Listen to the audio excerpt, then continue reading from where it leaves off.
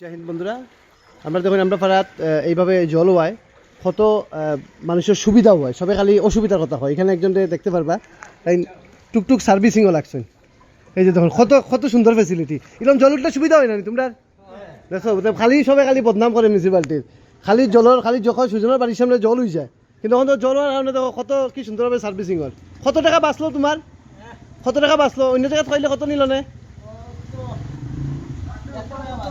100 টাকা সেই বই গেল তান। তারপরে এই এটা একটু একটু সার্ভিসিং এটা হয়ে গেল। আর সেই বাড়ির সে গেটের সামনে সুইমিং পুল এলা মজাও আছে। আমার আর কি একটু একটু অসুবিধা হয়ে যায়, বাট বাকি সব ঠিক আছে।